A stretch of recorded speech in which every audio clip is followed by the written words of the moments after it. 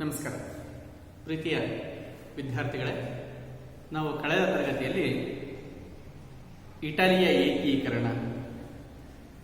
ಏಕೀಕರಣದ ಹಂತಗಳು ಮತ್ತು ಇಟಲಿಯ ಏಕೀಕರಣದಲ್ಲಿ ಪ್ರಮುಖ ಪಾತ್ರವನ್ನು ವಹಿಸಿದಂತಹ Joseph Mazzini, Count de Cavour, Joseph Garibaldi ಮತ್ತು ವಿಕ್ಟರ್ ಇಮ್ಯಾನ್ಯುಯಲ್ ವಹಿಸಿದಂತಹ ಪಾತ್ರದ ಬಗ್ಗೆ ತಿಳಿದುಕೊಂಡಿದ್ದೇವೆ.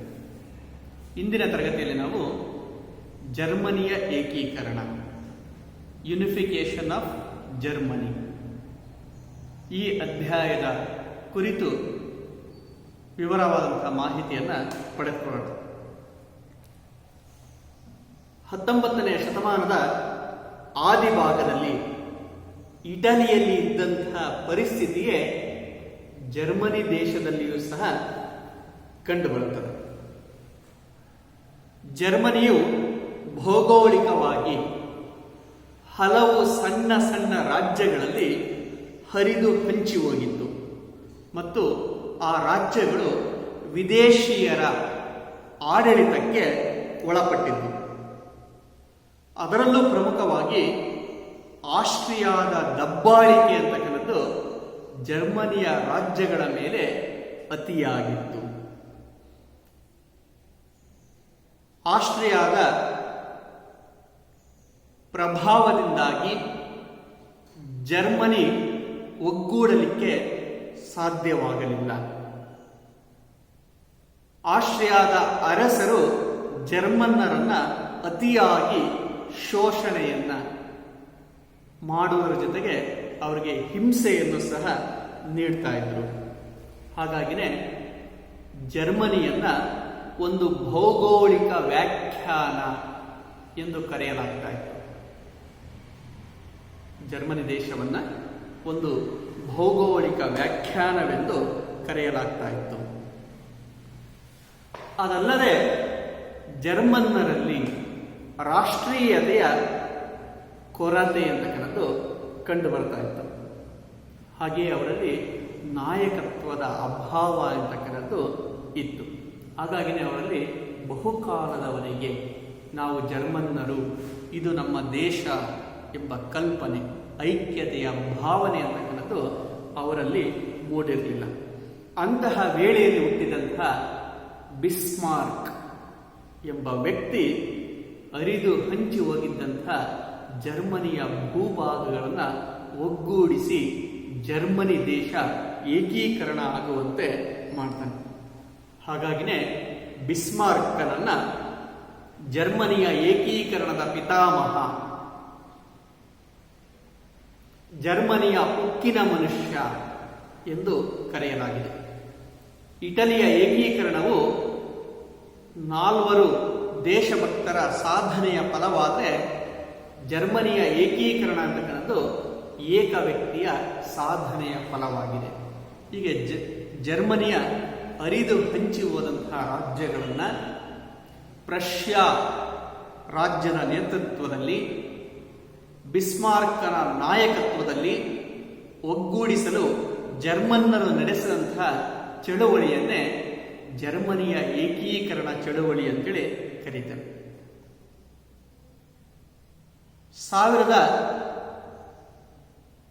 1804ರಿಂದ 1815ರ ಕಾಲವನ್ನು ಯುರೋಪಿನ ಇತಿಹಾಸದಲ್ಲಿ ನೆಪೋಲಿಯನ್ನನ ಯುಗವೆಂದೇ ಕರೀತಾರೆ. ಅಂತಹ ನೆಪೋಲಿಯನ್ ಹರಿದು ಹಂಚಿ ಹೋಗಿದ್ದಂತಹ ಜರ್ಮನಿಯ ರಾಜ್ಯಗಳನ್ನು ಆಸ್ಟ್ರಿಯಾದಿಂದ ಮುಕ್ತಗೊಳಿಸ್ತಾನೆ.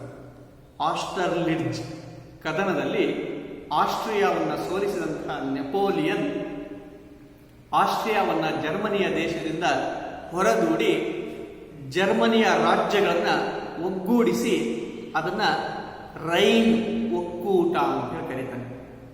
ಮತ್ತು ಅಲ್ಲಿ ಏಕರೂಪ ಆಡಳಿತ ಮತ್ತು ಕಾನೂನುಗಳನ್ನು ಜಾರಿಗೆ ತರುವುದರ ಮೂಲಕ ಜರ್ಮನ್ನರು ಒಗ್ಗೂಡುವಂತೆ ಮಾಡ್ತಾನೆ.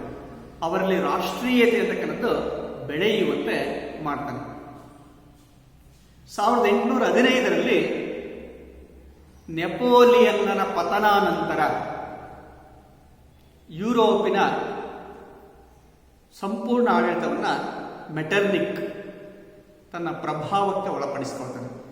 1815ರಿಂದ 1848 ಕಾಲವನ್ನು ಮೆಟರ್ನಿಕ್ಕನ ಯುಗ ಅಂತಲೇ ಕರೆಯಲಾಗಿದೆ. ಕಳೆದ ತರಗತಿಯಲ್ಲಿ ನಾನು ಅದರ ಬಗ್ಗೆ ಹೇಳಿದ್ದೇನೆ, ಹೆಚ್ಚಿನ ಮಾಹಿತಿಯನ್ನು ನಾನು ಹಂಚಿಕೊಳ್ಳಿಕ್ಕೆ ಹೋಗಲ್ಲ. 1815ರಲ್ಲಿ ನೆಪೋಲಿಯನ್ ಅನ್ನು ಸೋಲಿಸಿದಂಥ ಮಿತ್ರ ರಾಷ್ಟ್ರಗಳು ಆಸ್ಟ್ರಿಯಾದ ರಾಜಧಾನಿ ವಿಯೆನ್ನಾದಲ್ಲಿ ಸಭೆಯನ್ನು ಸೇರ್ತಾರೆ. ಆ ವಿಯೆನ್ನಾ ಸಮ್ಮೇಳನದಲ್ಲಿ ರೈನ್ ಒಕ್ಕೂಟವನ್ನ, ನೆಪೋಲಿಯನ್ ಸ್ಥಾಪನೆಯನ್ನ ಮಾಡಿದಂತಹ ಜರ್ಮನ್ ರಾಜ್ಯಗಳ ಒಕ್ಕೂಟವಾದಂಥ ರೈನ್ ಒಕ್ಕೂಟವನ್ನ ವಿಭಜನೆಯನ್ನ ಮಾಡಲಾಗುತ್ತೆ. ಮತ್ತೆ ಜರ್ಮನಿಯನ್ನ ಹಲವು ಸಣ್ಣ ಸಣ್ಣ ರಾಜ್ಯಗಳಾಗಿ ವಿಭಜಿಸಿ ವಿದೇಶಿಯರ ಆಳ್ವಿಕೆಗೆ ಒಳಪಡಿಸಲಾಗುತ್ತೆ. 39 ರಾಜ್ಯಗಳ ಅಭದ್ರ ಒಕ್ಕೂಟವನ್ನ ರಚಿಸಿ ಆಸ್ಟ್ರಿಯಾ ದೇಶ ಅದರ ಮೇಲೆ ತನ್ನ ಅಧಿಪತ್ಯ ಎಂಬ ಸ್ಥಾಪನೆಯನ್ನ ಮಾಡುತ್ತೆ. ನೇರವಾಗಿ ತನ್ನ ಆಡಳಿತವನ್ನಲ್ಲಿ ಆರಂಭವನ್ನು ಮಾಡುತ್ತೆ. ಈಗ ವಿಯೆನ್ನಾ ಸಮ್ಮೇಳನದಲ್ಲಿ ಒಗ್ಗೂಡಿದ್ದಂತಹ ಜರ್ಮನಿಯನ್ನ ಮತ್ತೆ ವಿಭಜನೆಯನ್ನ ಮಾಡಲಾಯಿತು. ಆಗ ವಿಭಜನೆಯಾದಾಗ ಜರ್ಮನಿಯ ಯಾವ ಯಾವ ಪ್ರದೇಶಗಳು ಯಾರ ಆಡಳಿತಕ್ಕೆ ಒಳಪಟ್ಟು ಅಂತೇಳಿ ನಾವು ತಿಳ್ಕೊಳ್ಳೋದಾದ್ರೆ, ಜರ್ಮನಿಯ ಫ್ಲೇಶ್ವಿಗ್ ಮತ್ತು ಹೋಲ್ಸ್ಟೈನ್, ಜರ್ಮನಿಯ ಫ್ಲೇಶ್ವಿಗ್ ಮತ್ತು ಹೋಲ್ಸ್ಟೈನ್ ಎಂಬ 2 ಪ್ರದೇಶಗಳನ್ನ ಡೆನ್ಮಾರ್ಕಿಗೆ ನೀಡಲಾಗಿದೆ. ನೆಪೋಲಿಯನ್ ಅನ್ನು ಸೋಲಿಸಲಿಕ್ಕೆ ಸಹಕಾರವನ್ನು ನೀಡಿದಂತಹ ಮಿತ್ರ ರಾಷ್ಟ್ರಗಳಲ್ಲೊಂದಾದಂತಹ ಡೆನ್ಮಾರ್ಕಿಗೆ ಜರ್ಮನಿಯ 2 ರಾಜ್ಯಗಳು ಫ್ಲೇಶ್ವಿಗ್ ಮತ್ತು ಹೋಲ್ಸ್ಟೈನ್ ಎಂಬ 2 ಪ್ರದೇಶಗಳನ್ನ ಡೆನ್ಮಾರ್ಕಿಗೆ ನೀಡಲಾಯಿತು. ಆಲ್ಸೆಸ್ ಮತ್ತು ಲೊರೈನ್, ಆಲ್ಸೈಸ್ ಮತ್ತು ಲೊರೈನ್ ಎಂಬ 2 ಪ್ರದೇಶಗಳನ್ನ ಫ್ರಾನ್ಸಿನ ಅಧೀನಕ್ಕೆ ನೀಡಲಾಗಿದೆ. 2 ಸಂಪದ್ಭರಿತವಾದಂತಹ ಪ್ರದೇಶಗಳು ಆಲ್ಸಸ್ ಮತ್ತು ಲೊರೈನ್. ಈ 2 ಪ್ರದೇಶಗಳನ್ನ ಫ್ರಾನ್ಸಿನ ಆಡಳಿತಕ್ಕೆ ವಹಿಸಲಾಯಿತು. ಲಕ್ಸಂಬರ್ಗ್ ಎಂಬ ಪ್ರದೇಶವನ್ನ ಹಾಲೆಂಡಿಗೆ ನೀಡಲಾಗಿದೆ. ಪ್ರಮುಖ ವಾಣಿಜ್ಯ ನಗರ ಲಕ್ಸಂಬರ್ಗ್ ಎಂಬ ಅದನ್ನ ಹಾಲೆಂಡಿಗೆ ನೀಡಲಾಯಿತು. ಹ್ಯಾನೋವರ್ ಎಂಬ ಬಂದರು ನಗರ, ಇದನ್ನ ಇಂಗ್ಲೆಂಡಿನ ವಶಕ್ಕೆ ನೀಡಲಾಗಿದೆ. ಹಾಗೆಯೇ 39 ರಾಜ್ಯಗಳ ಅಭದ್ರ ಒಕ್ಕೂಟವನ್ನು ರಚಿಸಲಾಯಿತು. ಇನ್ನುಳಿದಂತಹ ಜರ್ಮನಿಯ ಎಲ್ಲ ರಾಜ್ಯಗಳನ್ನು ಸೇರಿಸಿ 39 ರಾಜ್ಯಗಳ ಅಭದ್ರ ಒಕ್ಕೂಟ ಎಂಬುದನ್ನು ರಚಿಸಲಾಯಿತು. ಇದನ್ನ ಆಸ್ಟ್ರಿಯಾ ದೇಶ ತನ್ನ ನೇರ ಆಳ್ವಿಕೆಗೆ ಒಳಪಡಿಸುತ್ತೆ ಮತ್ತು ಫ್ರಾಂಕ್ಫರ್ಟ್ ಪಾರ್ಲಿಮೆಂಟ್ ಅಂತಕ್ಕಂಥದನ್ನ ರಚನೆಯನ್ನ ಮಾಡಿ ಅದರ ಮೂಲಕ ಜರ್ಮನಿಯಲ್ಲಿ ತನ್ನ ಆಡಳಿತದ ಸ್ಥಾಪನೆಯನ್ನ ಮಾಡುತ್ತೆ. ಹೀಗಾಗಿನೇ ಜರ್ಮನಿಯ ರಾಜ್ಯಗಳು ಪ್ರಮುಖವಾಗಿ ಡೆನ್ಮಾರ್ಕ್, ಫ್ರಾನ್ಸ್ ಮತ್ತು ಆಸ್ಟ್ರಿಯಾದಲ್ಲಿ ಹರಿದು ಹಂಚಲ್ಪಟ್ಟು, ಹೀಗೆ ಹರಿದು ಹಂಚಲ್ಪಟ್ಟಂತ ಜರ್ಮನಿಯ ರಾಜ್ಯಗಳನ್ನ ಪ್ರಷ್ಯಾ ಇದೊಂದನ್ನ ಮಾತ್ರ ಜರ್ಮನಿಯ ಫೆಡ್ರಿಕ್ ವಿಲಿಯಂನ ಆಡಳಿತಕ್ಕೆ ಕೊಡ್ತಾರೆ. ಪ್ರಷ್ಯಾ ಎಂಬ ರಾಜ್ಯವನ್ನು ಮಾತ್ರ ಫೆಡ್ರಿಕ್ ವಿಲಿಯಂ, ಅಲ್ಲಿನ ಹೋಹೆನ್ಜೋಲೆನ್ ರಾಜಮನೆತನದ ಅರಸ, ಅವನಿಗೆ ನೀಡುತ್ತಾರೆ. ಇನ್ನು ಉಳಿದಂತಹ ಎಲ್ಲ ರಾಜ್ಯಗಳನ್ನ ವಿದೇಶಿಯರು ತಮ್ಮಲ್ಲಿ ಹಂಚಿಕೊಳ್ತಾರೆ. ಆಗ ಪ್ರಷ್ಯಾ ರಾಜ್ಯದ ನೇತೃತ್ವದಲ್ಲಿ ಬಿಸ್ಮಾರ್ಕ್ ಎಂಬ ವ್ಯಕ್ತಿ ಹರಿದು ಹಂಚಿ ಹೋಗಿದ್ದಂತಹ ಈ ಎಲ್ಲ ಪ್ರದೇಶಗಳನ್ನ ಪ್ರಷ್ಯಾ ರಾಜ್ಯದಲ್ಲಿ ಒಗ್ಗೂಡಿಸಲು ನಡೆಸಂತ ಚಳುವಳಿಯನ್ನೇ ನಾವು ಜರ್ಮನಿಯ ಏಕೀಕರಣ ಚಳುವಳಿ ಅಂತೇಳಿ ಕರೀತೇವೆ. ಹೀಗೆ 1815 ವಿಯೆನ್ನಾ ಸಮ್ಮೇಳನದಲ್ಲಿ ನೆಪೋಲಿಯನ್ ರಚಿಸಿದ್ದಂತಹ ರೈನ್ ಒಕ್ಕೂಟವನ್ನ ವಿಸರ್ಜಿಸಿ ಮೆಟರ್ನಿಕ್ ಎಂತಕ್ಕಂಥವನು ಜರ್ಮನಿಯ ರಾಜ್ಯಗಳನ್ನ ವಿವಿಧ ದೇಶಗಳ ಆಡಳಿತಕ್ಕೆ ಒಳಪಡಿಸ್ತಾನೆ. ಹೀಗೆ ವಿವಿಧ ದೇಶಗಳ ಆಡಳಿತಕ್ಕೆ ಒಳಪಟ್ಟಂತಹ ಜರ್ಮನ್ನರು ಇದನ್ನ ವಿಯೆನ್ನಾದ ಮಹಾಮೋಸ ಅಂತ ಕರೀತಾರೆ. ವಿಯೆನ್ನಾದ ಮಹಾಮೋಸ ಅಂತ ಕರೀತಾರೆ. ಮತ್ತು ತಾವೆಲ್ಲರೂ ಒಗ್ಗೂಡಿ ಜರ್ಮನಿಯನ್ನ ಏಕೀಕರಣವನ್ನು ಮಾಡಲಿಕ್ಕೆ ಪ್ರಯತ್ನವನ್ನ ಮಾಡ್ತಾರೆ. ಆದರೆ ಆಸ್ಟ್ರಿಯಾದ ಪ್ರಧಾನಿಯಾದಂತಹ ಈ 39 ರಾಜ್ಯಗಳ ಅಭದ್ರ ಒಕ್ಕೂಟದ ನಾಯಕತ್ವವನ್ನು ವಹಿಸಿಕೊಂಡಂತಹ ಮೆಟರ್ನಿಕ್ ಅಂತಕ್ಕಂಥವನು ಅದಕ್ಕೆ ಅವಕಾಶ ಅಂತಕ್ಕಂಥದನ್ನ ನೀಡಲಿಲ್ಲ. 1819ರಲ್ಲಿ ಕಾರ್ಲ್ಸ್ಬಾದ್ ಎಂಬ ಕಾಯ್ದೆಗಳನ್ನ ಜಾರಿಗೆ ತರ್ತಾನೆ. ಅವನೊಬ್ಬ ಪ್ರತಿಗಾಮಿ, ರಾಜಪ್ರಭುತ್ವದ ನಿಷ್ಠಾವಂತ ಬೆಂಬಲಿಗ. ಅವನು ಅರಸರಿಗೆ ಹೇಳ್ತಾನೆ, ಆಳಿ, ಆದರೆ ಏನನ್ನೂ ಬದಲಾಯಿಸಬೇಡಿ. ನೀವು ಆಡಳಿತವನ್ನ ಮಾಡಿ, ಆದರೆ ಏನನ್ನು ಬದಲಾಯಿಸಬೇಡಿ. ಅವನು ಪ್ರಜಾಪ್ರಭುತ್ವದ ಕಡು ವಿರೋಧಿ. ಸ್ವಾತಂತ್ರ್ಯ, ಸಮಾನತೆ, ಭ್ರಾತೃತ್ವ ಎಂಬ ಉದಾರವಾದಿ ತತ್ವಗಳೇನಿದ್ರು ಅವುಗಳ ಕಡು ವಿರೋಧಿ ಯಾರು ಅಂತ ಹೇಳಿದ್ರೆ ಮೆಟರ್ನಿಕ್ ಎಂತಕ್ಕಂಥದ್ದು. ಹಾಗಾಗಿ ಮೆಟರ್ನಿಕ್ ಜರ್ಮನಿಯ ರಾಜ್ಯಗಳನ್ನು ಒಗ್ಗೂಡ್ಲಿಕ್ಕೆ ಬಿಡಲಿಲ್ಲ. ಅದಕ್ಕೋಸ್ಕರನೇ ಅವನು ಜರ್ಮನಿಯಲ್ಲಿ ಕಾರ್ಲ್ಸ್ಬಾದ್ ಕಾಯ್ದೆಗಳನ್ನ ಜಾರಿಗೆ ತರ್ತಾನೆ. ವಿಶ್ವವಿದ್ಯಾನಿಲಯಗಳನ್ನ ಕ್ರಾಂತಿಕಾರಕ ಕೇಂದ್ರಗಳು ಅಂತ ಕರೀತಾನೆ. ಅಲ್ಲಿನ ವಿದ್ಯಾರ್ಥಿಗಳ ಮೇಲೆ ಮತ್ತು ಅಲ್ಲಿನ ಸಂಘಟನೆಗಳ ಮೇಲೆ ಮತ್ತು ಪ್ರಾಧ್ಯಾಪಕರು ಮಾಡ್ತಾ ಇದ್ದಂತಹ ಉಪನ್ಯಾಸಗಳನ್ನ ಕದ್ದು ಕೇಳಲಿಕ್ಕೆ ಗೂಢಚಾರರನ್ನ ಅವನು ನೇಮಕ ಅಂತಕ್ಕಂಥದನ್ನ ಮಾಡ್ತಾನೆ. ಒಟ್ಟು ಕ್ರಾಂತಿಯ ತತ್ವಗಳು, ಪ್ರಜಾಪ್ರಭುತ್ವದ ತತ್ವಗಳು ಜರ್ಮನಿಯಲ್ಲಿ ಹರಡದಂತೆ, ಅವರಲ್ಲಿ ರಾಷ್ಟ್ರೀಯತೆ ಬೆಳೆಯದಂತೆ ತಡೆಯಲಿಕ್ಕಾಗಿಯೇ ಅವನು ಕಾರ್ಲ್ಸ್ಬಾದ್ ಎಂಬ ಶಾಸನಗಳನ್ನು ಜಾರಿಗೆ ತಂದ. ಇದು ಆಸ್ಟ್ರಿಯಾದ ವಿರುದ್ಧ ಜರ್ಮನ್ನರು ಒಗ್ಗೂಡಲಿಕ್ಕೆ ಪ್ರೇರಣೆ ಅಂತಕ್ಕಂಥದನ್ನ ನೀಡುತ್ತೆ. ಇಂತಹ ಆಸ್ಟ್ರಿಯಾವನ್ನ ಹೊರಹಾಕದ ಹೊರತು ಜರ್ಮನಿಯ ಏಕೀಕರಣ ಅಸಾಧ್ಯವಾಗಿತ್ತು. ಹಾಗಾಗಿ ಮುಂದೆ ಬಿಸ್ಮಾರ್ಕ್ ಎಂತಕ್ಕಂತಹ ವ್ಯಕ್ತಿ ಈ ಎಲ್ಲ ದೇಶಗಳನ್ನು ಹೊರಹಾಕುವುದರ ಮೂಲಕ ಪ್ರಷ್ಯಾ ರಾಜ್ಯದ ನೇತೃತ್ವದಲ್ಲಿ ಅವನು ಜರ್ಮನಿಯ ಏಕೀಕರಣ ಎಂತಕ್ಕಂಥದನ್ನ ಸಾಧನೆಯನ್ನ ಮಾಡ್ತಾನೆ. ಇನ್ನು ಜರ್ಮನಿಯ ಏಕೀಕರಣಕ್ಕೆ ಪ್ರೇರಕವಾದಂತಹ ಅಂಶಗಳು, ಜರ್ಮನಿಯ ಏಕೀಕರಣಕ್ಕೆ ಪ್ರೇರಕವಾದ ಅಂಶಗಳು. ಮೊದಲು ನೆಪೋಲಿಯನ್ನನ ಆಡಳಿತ. ನೆಪೋಲಿಯನ್ನ ಆಡಳಿತ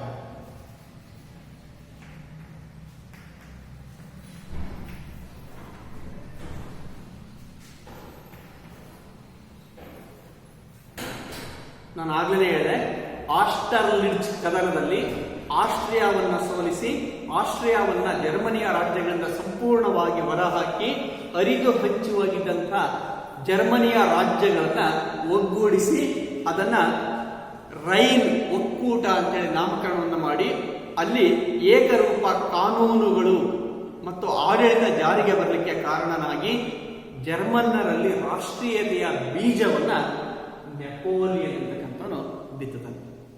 ಆದರೆ ಅವನ ನಂತರ ಅಧಿಕಾರಕ್ಕೆ ಬಂದಂತಹ ಆಸ್ಟ್ರಿಯಾದ ಪ್ರಧಾನಿ ಮೆಟರ್ನಿಕ್ ರೈನ್ ಒಕ್ಕೂಟವನ್ನು ವಿಂಗಡಿಸಿ ವಿವಿಧ ರಾಜ್ಯಗಳಲ್ಲಿ ಜರ್ಮನಿಯನ್ನ ಹರಿದು ಹಂಚುತ್ತಾನೆ.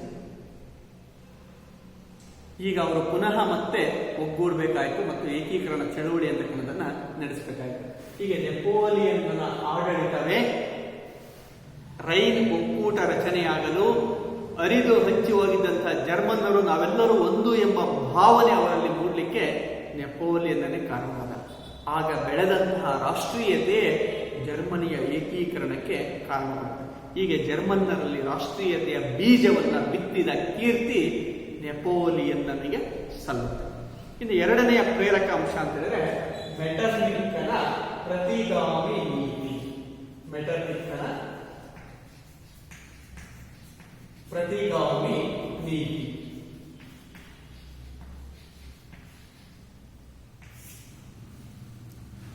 ಆಸ್ಟ್ರಿಯಾದ ಪ್ರಧಾನಿ ಚಾನ್ಸಲರ್ ಆದಂತಹ ಮೆಟರ್ನಿಕ್ ಪ್ರತಿಗಾಮಿಯಾಗಿದ್ದ, ಪ್ರಗತಿಯ ವಿರೋಧಿಯಾಗಿದ್ದ, ಪ್ರಜಾಪ್ರಭುತ್ವದ ಕಡು ವಿರೋಧಿಯಾಗಿದ್ದ.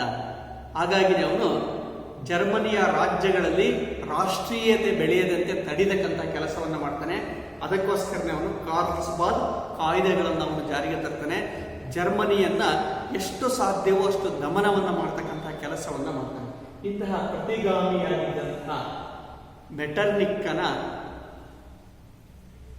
ಆಡಳಿತವನ್ನು ವಿರೋಧಿಸಿದಂತಹ ಜರ್ಮನ್ನರು ಬಿಸ್ಮಾರ್ಕನಿಗೆ ಸಂಪೂರ್ಣವಾದಂತಹ ಸಹಕಾರವನ್ನು ಕೊಡ್ತಾರೆ ಮತ್ತು ಅವನ ನೇತೃತ್ವದಲ್ಲಿ ಏಕೀಕರಣ ಎಂಬುದನ್ನು ಸಾಧಿಸ್ತಾರೆ. ಹೀಗೆ ಮೆಟರ್ನಿಕ್ಕನ ಪ್ರತಿಗಾಮಿ ನೀತಿಯೇ ಜರ್ಮನಿಯ ಏಕೀಕರಣ ನಡೀಲಿಕ್ಕೆ ಕಾರಣವಾಯಿತು. ಇನ್ನು ಮೂರನೇದು ಫ್ರಾನ್ಸ್ ಕ್ರಾಂತಿಗಳ ಪ್ರಭಾವ. ಫ್ರಾನ್ಸ್ ಕ್ರಾಂತಿಗಳು 1830 ಮತ್ತು 1848ರಲ್ಲಿ ಫ್ರಾನ್ಸಿನಲ್ಲಿ ಕ್ರಾಂತಿಗಳು ಅಂತಕ್ಕಂಥವು ನಡೆದಿದೆ. 1789ರಲ್ಲಿ ಮಹಾಕ್ರಾಂತಿ ನಡೆದರೆ ಆನಂತರ 1830 ಮತ್ತು 1848ರಲ್ಲಿ ಮತ್ತೆರಡು ಕ್ರಾಂತಿಗಳು ಫ್ರಾನ್ಸ್ನಲ್ಲಿ ನಡೆದವು.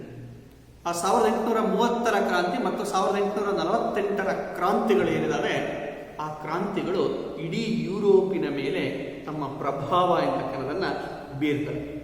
ಸ್ವಾತಂತ್ರ್ಯ, ಸಮಾನತೆ ಮತ್ತು ಭ್ರಾತೃತ್ವದಂತಹ ಉದಾರವಾದಿ ತತ್ವಗಳು ಜರ್ಮನಿಯಲ್ಲಿ ಹರಡುವಂತೆ ಮಾಡ್ತವೆ. 1848ರ ಫ್ರಾನ್ಸಿನ ಕ್ರಾಂತಿಯು ಪ್ರತಿಗಾಮಿಯಾಗಿದ್ದಂತಹ ಮೆಟರ್ನಿಕ್ಕನ ಪತನಕ್ಕೆ ಕಾರಣ ಆಗುತ್ತೆ.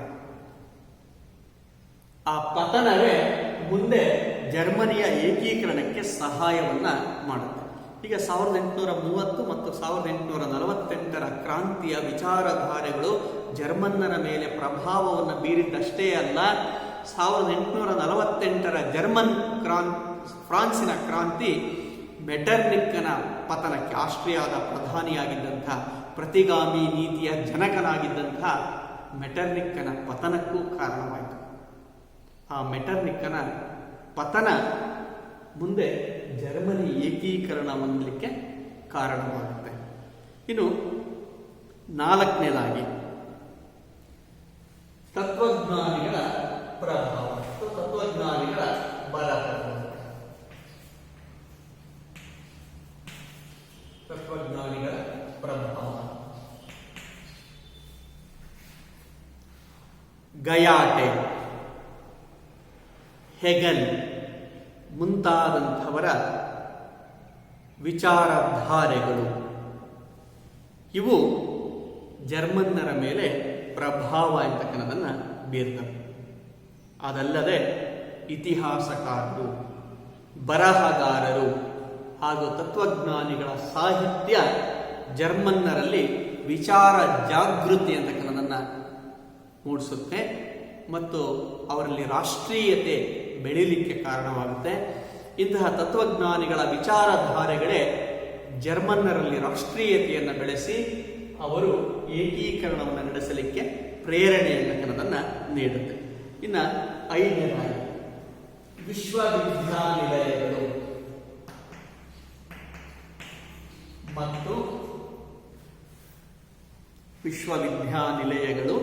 ಮತ್ತು ತರುಣ ಸಂಘಗಳ ಪಾತ್ರ. ಹೇಗೆ ಇಟಲಿಯ ಏಕೀಕರಣದಲ್ಲಿ ಯಂಗ್ ಇಟಲಿ ಪ್ರಮುಖ ಪಾತ್ರವನ್ನು ವಹಿಸ್ತೋ, ಹಾಗೆ ಜರ್ಮನಿಯಲ್ಲಿ ವಿಶ್ವವಿದ್ಯಾನಿಲಯಗಳು ಮತ್ತು ಅಲ್ಲಿನ ತರುಣ ಸಂಘಗಳು ಸಕ್ರಿಯ ಪಾತ್ರವನ್ನು ವಹಿಸ್ತವೆ. ಜರ್ಮನಿಯ ಏಕೀಕರಣಕ್ಕೆ ಅವು ಕಾರಣವಾಗ್ತವೆ. ಉದಾಹರಣೆಗೆ ಹೇಳೋದಾದ್ರೆ ಬುಶ್ರನ್ ಶಾಫ್ಟೆ ಎಂತಕ್ಕಂಥ ಒಂದು ತರುಣ ಸಂಘ ಜರ್ಮನಿಯಲ್ಲಿ ರಾಷ್ಟ್ರೀಯತೆ ಬೆಳೀಲಿಕ್ಕೆ ಕಾರಣವಾಯಿತು. ಹಾಗೆಯೇ ಅವರು ವರ್ಟಂಬರ್ಗ್ ಹಬ್ಬವನ್ನು ಆಚರಿಸುವುದರ ಮೂಲಕ, ಮಾರ್ಟಿನ್ ಲೂಥರ್ನ ತ್ರಿಶತಮಾನೋತ್ಸವವನ್ನು ಆಚರಣೆಯನ್ನು ಮಾಡುವುದರ ಮೂಲಕ ಜರ್ಮನಿಯ ಗತವೈಭವವನ್ನು ಜರ್ಮನ್ ದೇಶದ ಜನರಿಗೆ ಪರಿಚಯಿಸ್ತಕ್ಕಂಥ ಕೆಲಸವನ್ನು ಮಾಡ್ತಾರೆ. ಹೀಗೆ ವಿಶ್ವವಿದ್ಯಾನಿಲಯಗಳು ಮತ್ತು ತರುಣ ಸಂಘಗಳು ಜರ್ಮನರಲ್ಲಿ ರಾಷ್ಟ್ರೀಯತೆಯನ್ನು ಬೆಳೆಸಿ ಏಕೀಕರಣವನ್ನು ನಡೆಸಲಿಕ್ಕೆ ಪ್ರೇರಣೆಯನ್ನು ನೀಡಿವೆ. ಹೀಗೆ ಜರ್ಮನಿಯ ಏಕೀಕರಣಕ್ಕೆ ಪ್ರೇರಕವಾದಂತಹ ಅಂಶಗಳು ಅಂತಿದ್ರೆ ನೆಪೋಲಿಯನ್ನ ಆಡಳಿತ, ಎರಡನೇದು ಮೆಟರ್ನಿಕ್ಕನ ಪ್ರತಿಗಾಮಿ ನೀತಿ, ಮೂರನೇದು ಫ್ರಾನ್ಸಿನ ಕ್ರಾಂತಿಗಳು 1830 ಮತ್ತು 1848ರ ಕ್ರಾಂತಿಗಳು, ಹೆಗಲ್ ಮತ್ತು ಗಯಾಟೆಯಂತಹ ತತ್ವಜ್ಞಾನಿಗಳ ಬರಹಗಳು, ವಿಶ್ವವಿದ್ಯಾನಿಲಯಗಳು ಮತ್ತು ತರುಣ ಸಂಘಗಳು ಜರ್ಮನಿಯ ಏಕೀಕರಣದಲ್ಲಿ ಪ್ರಮುಖವಾದಂತಹ ಪಾತ್ರವನ್ನು ವಹಿಸಿದವು. ಇನ್ನು ಜರ್ಮನಿಯ ಏಕೀಕರಣದ ಹಂತಗಳು. ಜರ್ಮನಿಯ ಏಕೀಕರಣ ಅಂತಕ್ಕಂಥದ್ದು 3 ಹಂತಗಳಲ್ಲಿ ನಡೆಯಿತು. ಜರ್ಮನಿಯ ಏಕೀಕರಣ 3 ಹಂತಗಳಲ್ಲಿ ನಡೆಯಿತು. ಆ 3 ಹಂತಗಳು ಯಾವ್ಯಾವುದು ಅಂತ ಹೇಳಿದ್ರೆ, ಮೊದಲನೇದಾಗಿ ಜಾಲ್ವೋರಿನ್ ಸಂಘ. ಜರ್ಮನಿಯ ಏಕೀಕರಣದ ಹಂತಗಳು. ಜರ್ಮನಿಯ ಏಕೀಕರಣ ಒಟ್ಟು 3 ಹಂತಗಳಲ್ಲಿ ನಡೆಯಿತು. ಅದರಲ್ಲಿ ಮೊದಲನೇದು ಜಾಲ್ವೋರಿನ್ ಸಂಘದ ಪಾತ್ರ. ಎರಡನೆಯ ಹಂತ ಫ್ರಾಂಕ್ಫರ್ಟ್ ಪಾರ್ಲಿಮೆಂಟಿನ ಪ್ರಯತ್ನಗಳು. ಫ್ರಾಂಕ್ಫರ್ಟ್ ಪಾರ್ಲಿಮೆಂಟ್ ಪ್ರಯತ್ನಗಳು. ಮೂರನೇದು ಬಿಸ್ಮಾರ್ಕ್ನ ಪಾತ್ರ.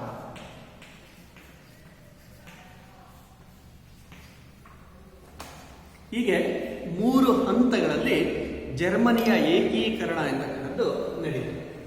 ಮೊದಲ ಹಂತದಲ್ಲಿ ಜಾಲ್ವೋರಿನ್ ಸಂಘ, ಎರಡನೆಯ ಹಂತದಲ್ಲಿ ಫ್ರಾಂಕ್ಫರ್ಟ್ ಪಾರ್ಲಿಮೆಂಟ್ ಮತ್ತು ಮೂರನೆಯ ಹಂತದಲ್ಲಿ ಬಿಸ್ಮಾರ್ಕ್ ಎಂತಕ್ಕಂಥವರು ಪ್ರಮುಖವಾದಂತಹ ಪಾತ್ರವನ್ನು ವಹಿಸ್ತಾರೆ. ಈಗ ನಾವು ಮೊದಲನೆಯ ಹಂತದ ಬಗ್ಗೆ ತಿಳ್ಕೊಳ್ಳೋಣ. ಜಾಲ್ವೋರಿನ್ ಸಂಘ. ಜಾಲ್ವೋರಿನ್ ಎಂತಕ್ಕಂಥದ್ದು ಪ್ರಷ್ಯಾ ರಾಜ್ಯದ ನೇತೃತ್ವದಲ್ಲಿ, ಏಕೆ ಅಂತ ಹೇಳಿದ್ರೆ ಪ್ರಷ್ಯಾ ರಾಜ್ಯ ಮಾತ್ರ ಜರ್ಮನಿಯ ಅರಸನ ಆಳ್ವಿಕೆಗೆ ಒಳಪಟ್ಟಿತ್ತು. ಇನ್ನು ಉಳಿದಂತಹ ಎಲ್ಲ ರಾಜ್ಯಗಳು ಬೇರೆ ಬೇರೆ ದೇಶದ ಅರಸರ ಆಳ್ವಿಕೆಗೆ ಒಳಪಟ್ಟಿತ್ತು. ಹಾಗೆಯೇ ಜರ್ಮನ್ನರು ಪ್ರಷ್ಯಾ ರಾಜ್ಯದ ನೇತೃತ್ವದಲ್ಲಿ ಉಳಿದ ಜರ್ಮನಿಯ ರಾಜ್ಯಗಳು, ಪ್ರಷ್ಯಾ ರಾಜ್ಯದ ನೇತೃತ್ವದಲ್ಲಿ ಉಳಿದ ಜರ್ಮನಿಯ ರಾಜ್ಯಗಳು ಸೇರಿ ರಚಿಸಿಕೊಂಡಂತಹ ಸುಂಕದ ಒಕ್ಕೂಟವೇ ಜಾಲ್ವೋರಿನ್ ಸಂಘ. ಜಾಲ್ವೋರಿನ್ ಸಂಘ ಅಂತ ಹೇಳಿದ್ರೆ ಅದೊಂದು ಸುಂಕದ ಒಕ್ಕೂಟ. ಅದು ಯಾರ ನೇತೃತ್ವದಲ್ಲಿ ರಚನೆ ಆಯಿತು ಅಂತ ಹೇಳಿದ್ರೆ ಪ್ರಷ್ಯಾ ರಾಜ್ಯದ ನೇತೃತ್ವದಲ್ಲಿ. ಅದರಲ್ಲಿ ಯಾರ್ಯಾರು ಭಾಗವಹಿಸಿದ್ರು ಅಂತ ಹೇಳಿದ್ರೆ ಜರ್ಮನಿಯ ಉಳಿದ ರಾಜ್ಯಗಳು. ಪ್ರಷ್ಯಾ ರಾಜ್ಯದ ನೇತೃತ್ವದಲ್ಲಿ ಜರ್ಮನಿಯ ಉಳಿದ ರಾಜ್ಯಗಳು ಸೇರಿ ರಚಿಸಿಕೊಂಡಂತಹ ಸುಂಕದ ಒಕ್ಕೂಟವನ್ನೇ ನಾವೇನಂತ ಕರಿತೇವೆ ಅಂತಂದ್ರೆ ಜಾಲ್ವೋರಿನ್ ಸಂಘ ಅಂತೇಳಿ ಕರೀತೇವೆ. ಇದು ಜರ್ಮನಿಯ ಏಕೀಕರಣದ ಮೊದಲ ಹಂತದಲ್ಲಿ ಪ್ರಮುಖವಾದಂತಹ ಪಾತ್ರವನ್ನು ವಹಿಸಿತು. ಜರ್ಮನಿಯ ಈ ಎಲ್ಲ ರಾಜ್ಯಗಳಲ್ಲಿ ಪ್ರತಿಯೊಂದು ರಾಜ್ಯದಲ್ಲಿಯೂ ಸಹ ಪ್ರತ್ಯೇಕವಾದಂತಹ ತೆರಿಗೆಯ ನೀತಿ ಇತ್ತು. ಫ್ಲೇಶ್ವಿಗ್ನಲ್ಲಿ ಒಂದು ತೆರಿಗೆ ನೀತಿ ಇದ್ರೆ, ಹೋಲ್ಸ್ಟೈನ್ ಒಂದು ತೆರಿಗೆ ನೀತಿ ಇತ್ತು, ಆಲ್ಸೆಸ್ ಮತ್ತು ಲೊರೈನ್ಗಳಲ್ಲಿ ಒಂದು ರೀತಿಯ ತೆರಿಗೆ ನೀತಿ ಇತ್ತು, ಲಕ್ಸಂಬರ್ಗ್ನಲ್ಲಿ ಒಂದು ರೀತಿ, ಹ್ಯಾನೋವರ್ನಲ್ಲಿ ಒಂದು ರೀತಿ.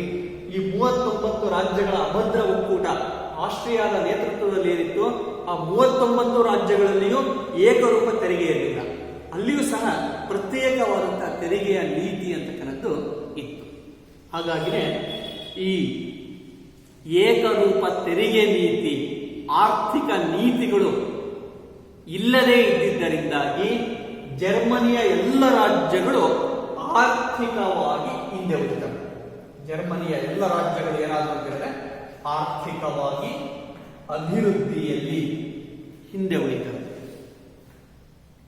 ಹೀಗಾಗಿನೇ ಜರ್ಮನಿಯ ಯಾವ ರಾಜ್ಯಗಳು ಪ್ರಗತಿಯನ್ನು ಸಾಧಿಸಲಿಕ್ಕೆ ಸಾಧ್ಯ ಆಗಲಿಲ್ಲ, ಮುಂದೆ ಬರಲಿಕ್ಕೆ ಸಾಧ್ಯ ಆಗಲಿಲ್ಲ. ಎಲ್ಲ ಕ್ಷೇತ್ರದಲ್ಲಿ ನಷ್ಟವನ್ನೇ ಅವುಗಳು ಅನುಭವಿಸಿದವು. ಆಗ ಪ್ರಷ್ಯಾ ರಾಜ್ಯದ ನೇತೃತ್ವದಲ್ಲಿ ಜರ್ಮನಿಯ ಎಲ್ಲ ರಾಜ್ಯಗಳು ಹೊಸ ಆರ್ಥಿಕ ನೀತಿಯನ್ನು ರೂಪಿಸಲಿಕ್ಕಾಗಿ ವಿವಿಧ ಮಾದರಿಯ ಸುಂಕಗಳು ಏನಿದ್ವು, 67 ಮಾದರಿಯ ಸುಂಕಗಳಿದ್ದು, ರಾಜ್ಯಗಳಿದ್ದು 37, 39, 40, 41, 42, 46 ರಾಜ್ಯಗಳಿದ್ವು. ಆದರೆ ತೆರಿಗೆಗಳು ಮಾತ್ರ 67 ವಿಧದ ತೆರಿಗೆಗಳು ಅಂತಕ್ಕಂಥವು ಇದ್ವು. ಆ 67 ವಿಧದ ತೆರಿಗೆಗಳಿಂದಾಗಿ ಯಾವ ರಾಜ್ಯವು ಆರ್ಥಿಕವಾಗಿ ಪ್ರಗತಿಯನ್ನು ಸಾಧಿಸಲಿಕ್ಕೆ ಸಾಧ್ಯವಾಗಲಿಲ್ಲ.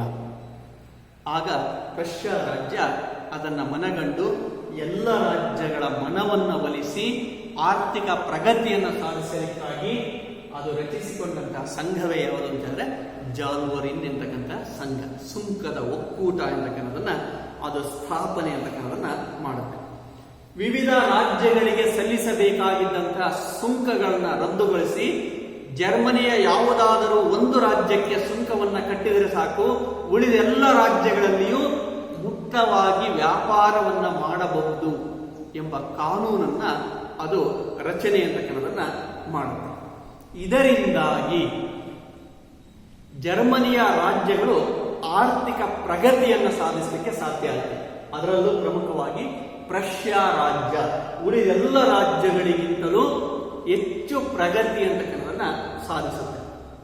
ಇದನ್ನ ಸಿಂಪಲ್ ಆಗಿ ಉದಾಹರಣೆಯಾಗಿ ನಾನು ಹೇಳೋದಾದ್ರೆ, ಕರ್ನಾಟಕದಲ್ಲಿ ಒಂದು ಟೂತ್ ಪೇಸ್ಟ್ ತಯಾರಾಗುತ್ತೆ. ನಾನು ಇವುಗಳನ್ನು ಉದಾಹರಣೆ ಕೊಡೋದು, ಕರ್ನಾಟಕವನ್ನು ಒಂದು ಉದಾಹರಣೆಯಾಗಿ ಕೊಡ್ತೇನೆ, ಭಾರತ ದೇಶದ ಉದಾಹರಣೆಯನ್ನೇ ಕೊಡ್ತೇನೆ. ಕರ್ನಾಟಕ ರಾಜ್ಯ ಒಂದು ಟೂತ್ ಪೇಸ್ಟ್ ಅನ್ನು ತಯಾರು ಮಾಡುತ್ತೆ. ಅದರ ಬೆಲೆ 10 ರೂಪಾಯಿ ಅಂತ ಇಟ್ಕೊಳ್ಳೋಣ. ಈಗೆಲ್ಲ ಜಾಸ್ತಿ ಇದೆ, ಆದರೆ ಉದಾಹರಣೆಗೆ ಹೇಳಲಿಕ್ಕೆ ಒಂದು ಟೂತ್ ಪೇಸ್ಟ್ 50 ಗ್ರಾಮ್ ಟೂತ್ ಪೇಸ್ಟಿನ ಬೆಲೆ ಕರ್ನಾಟಕದಲ್ಲಿ 10 ರೂಪಾಯಿ.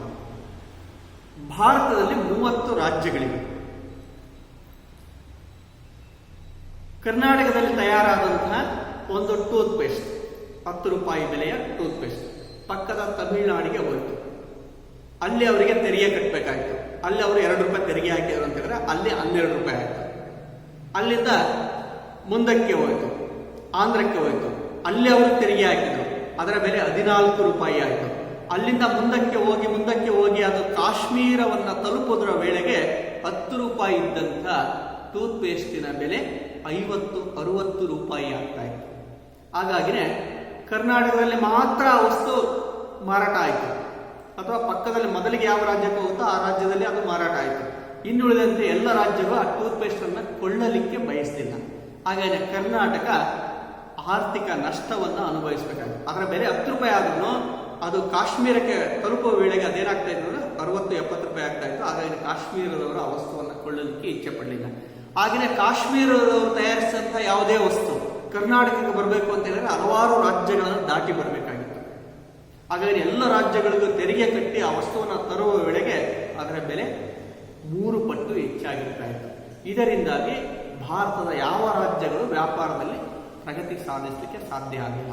ಅಂತಹ ಪರಿಸ್ಥಿತಿಯೇ ಎಲ್ಲಿತ್ತು ಅಂತ ಹೇಳಿದ್ರೆ ಜರ್ಮನಿಯಲ್ಲಿ ಇತ್ತು. ಅದನ್ನ ಸುಂಕದ ಒಕ್ಕೂಟ ರದ್ದುಪಡಿಸುತ್ತೆ. ಜರ್ಮನಿಯ ಯಾವುದೇ ಒಂದು ರಾಜ್ಯಕ್ಕೆ ತೆರಿಗೆಯನ್ನು ಕಟ್ಟಿದರೆ ಸಾಕು, ಇನ್ನು ಉಳಿದ ಎಲ್ಲ ರಾಜ್ಯಗಳಲ್ಲಿ ಮುಕ್ತ ವ್ಯಾಪಾರವನ್ನ ಮಾಡಬಹುದು ಎಂತಕ್ಕಂಥ ಒಪ್ಪಂದವನ್ನ ಇದು ಮಾಡಿಕೊಳ್ಳುತ್ತೆ. ಹಾಗಾಗಿನೇ ಆಮದು ಮತ್ತು ರಫ್ತಿನ ಮೇಲಿನ ಆಂತರಿಕ ಸುಂಕವನ್ನ ಎಲ್ಲ ರಾಜ್ಯಗಳು ವಾಪಸ್ ಪಡಿತವೆ. ಆಮದು ಮತ್ತು ರಫ್ತಿನ ಮೇಲಿದ್ದಂತಹ ಆಂತರಿಕ ಸುಂಕ ಏನಿತ್ತು ಅದನ್ನ ಎಲ್ಲ ರಾಜ್ಯಗಳು ವಾಪಸ್ ಪಡಿತವೆ. ನಿರ್ಬಂಧಿತ ಸುಂಕ ಪದ್ಧತಿ ಅಂತಕ್ಕಂಥದ್ದೇನಿತ್ತಲ್ಲ ಅದನ್ನು ಸಂಪೂರ್ಣವಾಗಿ ಜರ್ಮನಿಯಿಂದ ತೆಗೆದುಹಾಕಲಾಯಿತು. ಇದರಿಂದಾಗಿ ಜರ್ಮನಿಯ ರಾಜ್ಯಗಳು ನಿಧಾನವಾಗಿ ಆರ್ಥಿಕ ಪ್ರಗತಿ ಅಂತಕ್ಕಂಥದನ್ನ ಕಾಣ್ತಾ ಹೋಗ್ತವೆ. ಇದೊಂದು ಆರ್ಥಿಕ ಪದ್ಧತಿಯಾದರೂ, ಆರ್ಥಿಕ ಸುಧಾರಣೆಗಾಗಿ ಜಾರಿಗೆ ತಂದಂತಹ ಒಂದು ನೀತಿಯಾದರೂ ಜರ್ಮನ್ನರನ್ನ ಒಗ್ಗೂಡಿಸುವಲ್ಲಿ, ಜರ್ಮನ್ನರಲ್ಲಿ ಐಕ್ಯತೆಯನ್ನ ಮೂಡಿಸುವಲ್ಲಿ, ನಾವೆಲ್ಲರೂ ಜರ್ಮನ್ನರು, ಇದು ನಮ್ಮ ದೇಶ ಎಂಬ ಕಲ್ಪನೆಯನ್ನ ಈ ಎಲ್ಲ ರಾಜ್ಯಗಳಲ್ಲಿ ಮೂಡಿಸುವಲ್ಲಿ ಈ ಜಾಲ್ವರಿನ್ ಸಂಘ ಎಂತಕ್ಕಂಥದ್ದು ಪ್ರಮುಖವಾದಂತಹ ಪಾತ್ರವನ್ನು ವಹಿಸ್ತದೆ. ಮುಂದೆ ಇಂಗ್ಲೆಂಡ್ ದೇಶ ಈ ರಾಜ್ಯಗಳ ಜೊತೆಗೆ ವ್ಯಾಪಾರ ವಾಣಿಜ್ಯದಲ್ಲಿ ತೊಡಗಿ ಜರ್ಮನಿಯ ಏಕೀಕರಣಕ್ಕೆ ಪರೋಕ್ಷವಾಗಿ ತನ್ನ ಬೆಂಬಲ ಎಂತಕ್ಕಂಥದನ್ನ ನೀಡುತ್ತೆ. ಈ ಜಾಲ್ವರಿನ್ ಸಂಘ ಏನಾದರೂ ಅಸ್ತಿತ್ವಕ್ಕೆ ಬರದೇ ಹೋಗಿದ್ರೆ ಜರ್ಮನಿಯ ಯಾವ ರಾಜ್ಯಗಳು ಆರ್ಥಿಕ ಪ್ರಗತಿಯನ್ನು ಸಾಧಿಸ್ತಾ ಇರಲಿಲ್ಲ. ಜರ್ಮನ್ನರಲ್ಲಿ ನಾವೆಲ್ಲರೂ ಒಂದೇ ಎಂಬ ಭಾವನೆ ಅಂತಕ್ಕಂಥದ್ದು ಬರಲಿಕ್ಕೆ ಕಾರಣ ಆಗ್ತಾ ಇರಲಿಲ್ಲ. ಹೀಗಾಗಿನೇ ಪ್ರಷ್ಯಾ ಅದರ ನಾಯಕತ್ವದಲ್ಲಿ ರಚನೆಯಾದಂತಹ ಈ ಜಾಲ್ವರಿನ್ ಸಂಘ ಅಂತಕ್ಕಂಥದ್ದೇನಿದೆ ಜರ್ಮನ್ನರನ್ನ ಒಗ್ಗೂಡಿಸುವಲ್ಲಿ, ಅದು ಆರ್ಥಿಕವಾಗಿ ಅಷ್ಟೇ ಅಲ್ಲದೆ ರಾಜಕೀಯವಾಗಿಯೂ ಸಹ ಜರ್ಮನ್ನರನ್ನ ಒಗ್ಗೂಡಿಸುವಲ್ಲಿ ಪ್ರಮುಖ ಪಾತ್ರವನ್ನು ವಹಿಸ್ತದೆ. ಹೀಗೆ ಜರ್ಮನಿಯ ಏಕೀಕರಣದ ಮೊದಲ ಹಂತದಲ್ಲಿ ಜಾಲ್ವರಿನ್ ಸಂಘ ಅಂತಕ್ಕಂಥ ಪ್ರಮುಖ ಪಾತ್ರವನ್ನು ವಹಿಸಿ ಜರ್ಮನಿಯ ರಾಜ್ಯಗಳನ್ನು ಒಗ್ಗೂಡಿಸುವಲ್ಲಿ ಪ್ರಮುಖ ಪಾತ್ರವನ್ನು ವಹಿಸುತ್ತೆ. ಹೀಗೆ ಜರ್ಮನಿಯ ರಾಜ್ಯಗಳು ಒಗ್ಗೂಡಿದ್ದರಿಂದಾಗಿನೇ ಮುಂದೆ ಜರ್ಮನಿ ತನ್ನ ಏಕೀಕರಣವನ್ನು ಸಾಧಿಸಲಿಕ್ಕೆ ಸಾಧ್ಯವಾಯಿತು. ಇನ್ನು 2 ಹಂತಗಳನ್ನು ನಾನು ಮುಂದಿನ ತರಗತಿಯಲ್ಲಿ ನಾನು ನಿಮಗೆ ತಿಳಿಸಿಕೊಡ್ತೇನೆ. ಎಲ್ಲರಿಗೂ ನಮಸ್ಕಾರ.